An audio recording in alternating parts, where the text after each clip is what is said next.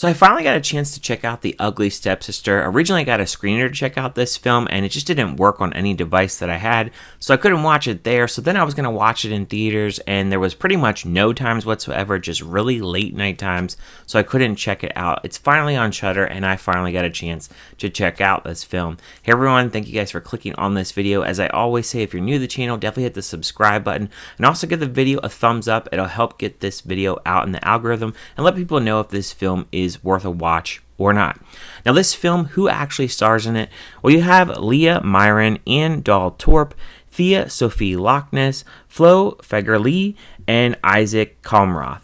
Now The Ugly Stepsister, I'll just give a little background. I'm not really the biggest fan of Cinderella, and I don't know if that's a hot take. Maybe it is, but I've just never really been a big fan of Cinderella as a Disney film. Now this has nothing to do with Disney here. It's definitely a fresh perspective, but it still kind of follows a little bit of the classic tale. Somewhat. You have two sisters here. You have Alma and Elvira, and you also have the mother Rebecca here, in which she marries this older guy who they presumably think that this guy is actually rich, and then one day he just literally dies at the dinner table all of a sudden, and they find out that this guy is not rich.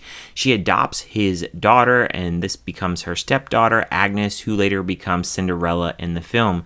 And so there's going to be a ball coming up, and the prince is coming to town, and so to actually become wealthy, Rebecca is going to have to actually marry off one of her daughters, and she doesn't choose Alma because she hasn't hit puberty yet.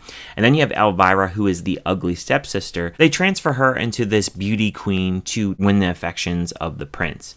So throughout this film, you really see Elvira having a transformation. She is overweight, so she has like dance lessons for her. She makes her take a little supplement, so to speak, and I don't want to go too much into that for spoilers, but this is supposed to make her lose weight. Then she makes her actually get a nose job, which was pretty cringe, and moving her braces, and certain elements in this film, because this is like a body horror kind of film, it definitely made me cringe at points in this film. And with body horror, it can kind of go either way, and I think there are moments in here where I was like, oh man, like I'm glad I wasn't eating. There are moments in here where her stomach is like gurgling, and you hear it really gurgling throughout this film, and there's just certain points in here where like, oh, that's kind of disgusting. There's definitely some body horror moments with toes in here, which I was like, man, like definitely wasn't expecting that. Definitely a little bit out of left field there, and I really appreciated that about this film. The acting, I thought overall was pretty good. I think the cinematography was pretty good. I think this is shot very well, especially for like a Shudder film. I think they did a really good job with really shooting this film. And the costuming designing, I think, was pretty good. I think with the wigs they had, they were a little bit phony to me. They just didn't really, really vibe too much with like the period piece aspect. There's this wig that Elvira has to wear at some point, and I kind of was laughing at that point. And also like some of the characters in here aren't really likable. I would say like most of them are not really likable. Elvira, I felt for her character, but Cinderella is a complete ass in this film. Just most of the characters I didn't really care for. I mean, like I said, it has its own identity to a point. It definitely has some body horror moments, and it does follow Cinderella a little bit to a point, especially with the ball and the glass slipper, that kind of thing. It definitely follows those kinds of elements. But I think from like a negative standpoint, I think it's a little bit too long for me. I felt like there's a lot of meandering. There's some weird dream sequences. There is some nudity in this film, and it is in Norwegian and Polish, so you have to read English subtitles. So I don't know if I got like every little detail with certain things that were going on in this film, but I did feel as the film was going along, I was like, okay, like we're meandering in certain scenes here. Let's speed this up a little bit. Let's maybe edit a little bit, cut certain things.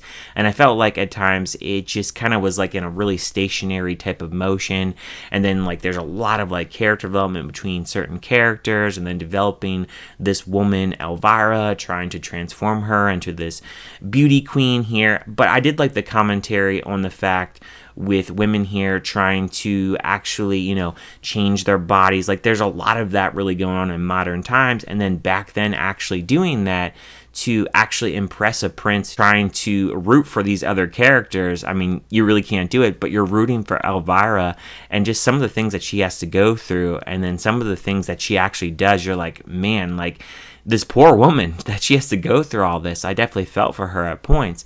But then there's other points in here where I think there's like little artsy moments in the film, but even though there is those little artsy moments, there are parts where I was appreciating the cinematography and then appreciating like certain elements of the film. But then I also thought, okay, as this film was going along and kind of how like it ended up, I felt like it's not a film that I would ever really rewatch for like an actual first directorial debut. I don't think this is a bad movie. I think this is a movie that has really good direction. I think there is a lot going on within the characters and developing them, and that really helps the movie to move along at points. But then there's just certain little things that kind of slow it up a little bit. And I think like if this is edited a little bit better, I think the film is a lot better film. But overall for me, when it comes down to it, I give it a 3 out of 5. I think it's overall a pretty solid film for a directorial debut. I definitely think it has elements that are shocking at points, some cringy type of moments, but cringe in the way where you're just like, oh man, like I can't believe that just actually went down, but not in the way where it gets really crazy in the body horror aspect of like the substance. I've heard people say that, I've heard reviews say that. I don't think it gets quite to that point, but I do think that it has its moments where you're like, oh man, like I definitely didn't expect that. So those are my thoughts on The Ugly Stepsister. Let me know in the comments, what did you guys think about this film? Did you like it? Did you hate it? Did you just think it was kind of meh? Thank you guys for watching, and I will see you guys next time.